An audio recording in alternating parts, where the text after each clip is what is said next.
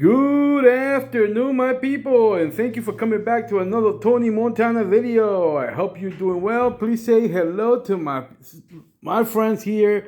This is Copy. What's up? And over there is the younger family member. Oh, is Primo. What's up, Primo? He's with the cone. I've mentioned this I guess I mentioned this in the Spanish videos. He's in the cone. He has some sort of allergies that at first I did not really pay attention too much. Thought it was going to be a small type of abrasion on the pads. And apparently went from that to some sort of allergy, some sort of thing. But for some reason I had for a long time I had like a brain dead moment. I was trying to deal with that more. I was dealing more with the symptoms rather than the condition. So I obviously was abrasions. He was kind of scratching himself in some parts, like on the head and the eyes, and so he has like wounds that he created. First, again, let me go back. His paws. He had some sort of abrasion in his paws. So I thought, maybe he cut himself while walking, or maybe sometimes these dogs walk hard, so they peel their pads. So I thought that was the case. So I let him be indoors for a couple of days, but he kept licking it.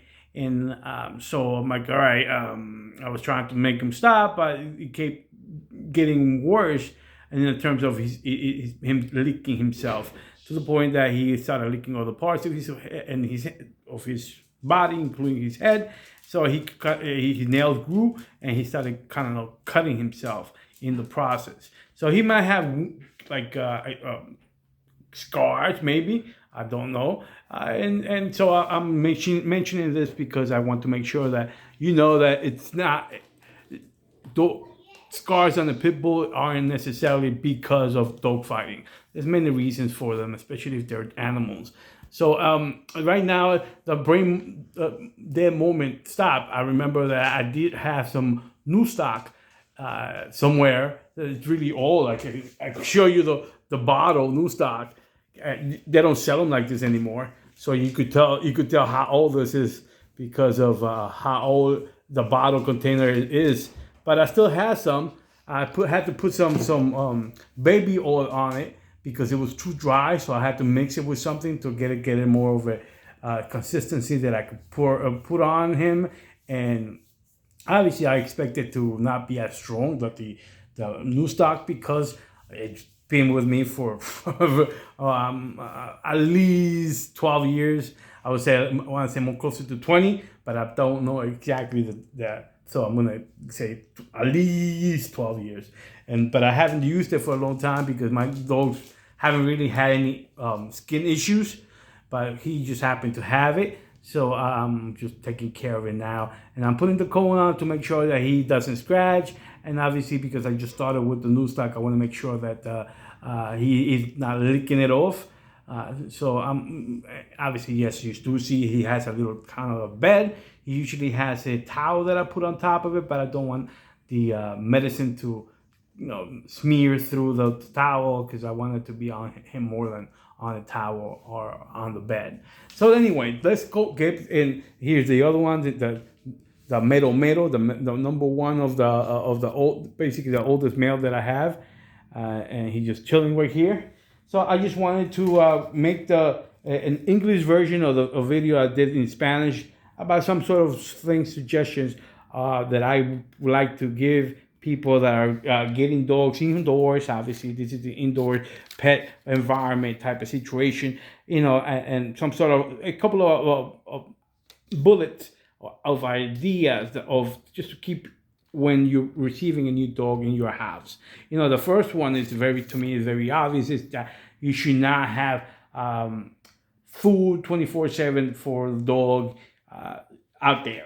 Just to leave it and just keep refilling it when you see it empty. No, they should have a certain time that you are putting food in his bowl, and you are kind of sort of timing it.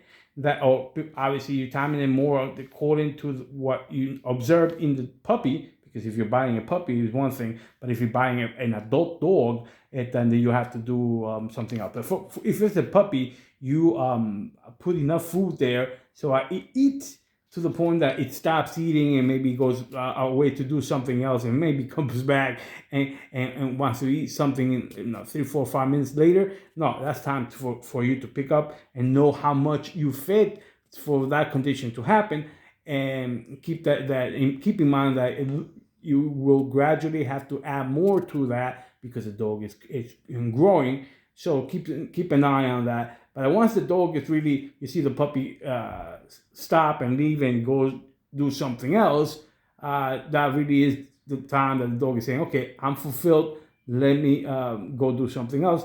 You know that's the amount, that's the time to pick up the food, and know that that's how much they eat.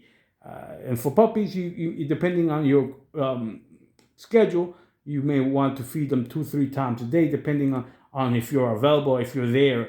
If you're working in the middle, obviously you will have to do 2, or maybe depending on if you stay up and you come home early, like if you come home at 5, for example, feed them at 5 p.m. And then if you go to sleep, then you might feed them a little bit, at 10 p.m. if that's the time that you're going to go to sleep, to making sure that you have give them the ability, or give the opportunity to go to the bathroom after they eat. So that, because obviously with new food, anything old will want to go exit the body.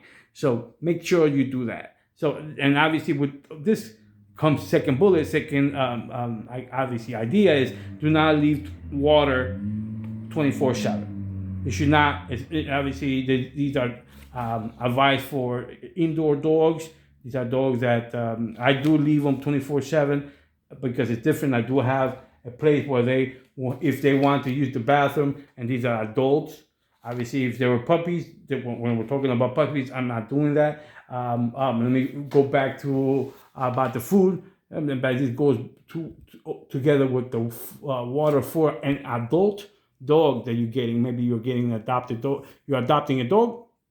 Then you are basically give them times that you are in, perhaps early in the morning, or when you are about to leave. It all depends on your schedule. You as a human being, you as the owner of a dog. It could be an American People Terrier, it could be some other type of dog.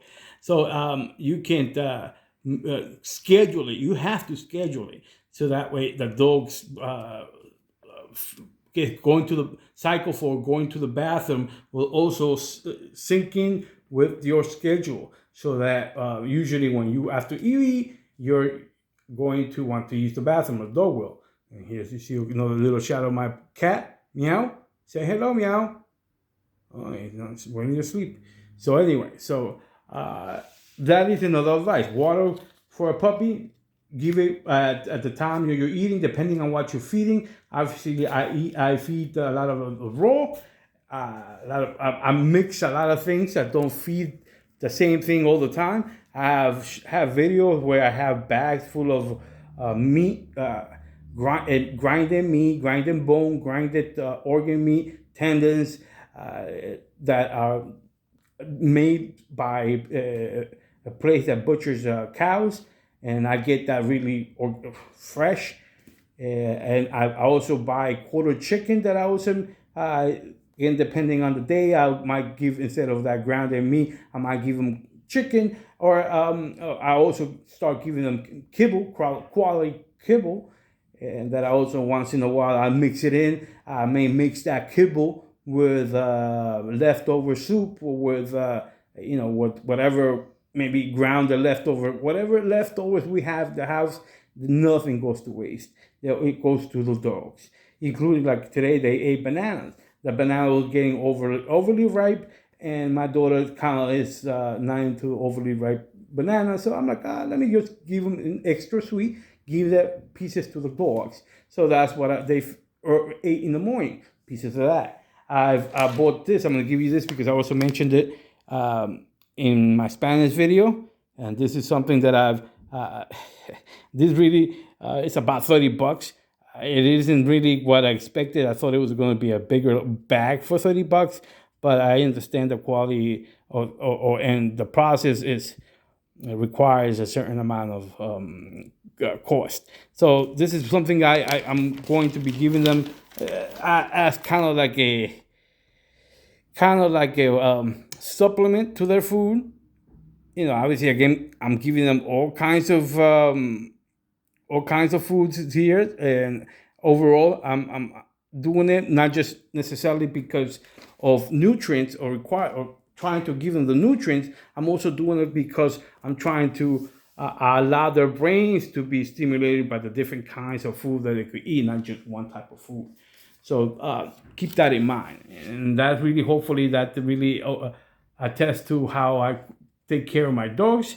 So anyway, let's go back to the my advice. Another advice that I would say is to make sure that you start creating dogs from day one. You make sure that the dogs are being learn that the crate is their friend, is their house, is their den, and you start doing that by basically putting cushions in there, keeping that door of that den or that crate open at all times when the dog is not supposed to be locked in there. Make sure that when you feed the dog, you do that in their crate. That, like, if you put the food, so they know that when it's a good idea. It's something good to go into the crates because you either get something good, and then this maybe could be even time for if they love toys. Time to play with the toy is the time that you go in there, and when you go in there, you're gonna get the toy, and you're gonna do whatever you do with the toy. You do that in your crate, and that's another way of you stimulating the dog to say, "Crate is my friend. I love the crate. It's not something bad. It's not punishment." And make sure that you don't make it as a punishment, and you make it. If they make mistakes, like, the dog will automatically say, "Let me go my crate, go into my den or my crate," because that is the safe place for them. They feel safe in there. They feel good in there. So that, if you were trying to punish them, that could be a way of the dog doing, "No, don't me go over there because that's my safe zone." Anyway, and another thing is making sure, and this is all part of all the things that I'm mentioning are part of making sure you have a plan of training the dog or the puppy to be or to become what you expected as an adult. Don't accept things that as a puppy that you wouldn't accept from an adult dog. Make sure that you do not exalt yourself when you're teaching them, especially as a puppy. They become overly sensitive, and you might shut the training down by just overreacting to situations. Try to become more of a Spock, like from Star Trek reference, than a Tasmanian devil when something goes wrong. So that will help you not just with the dogs, but when you have kids. If you're a younger person, when you have kids, you learn that you shouldn't just overly, oversensitize the situation. You make sure you're more logical in your approach, and that way you can have a better relationship with your animal. And obviously, number one thing is to always allow the dog to be on you at least a little while. Even if you don't like them being on the sofa, a lot of people don't like them being on the sofa, get on the floor. Get on the floor and sit on the floor for a little bit, 10 minutes, 15 minutes, and let the dog put their head on your lap. That is something very good for the dog. It gives a level of stimulation mentally of relaxation that is really great for a pet. So heed my advice, maybe add to it. I'm just giving you couple of thoughts, and I hope you enjoy it. If you do, give it a thumbs up and let me know in the commentary what you think. This is Tony Montana. Until next time.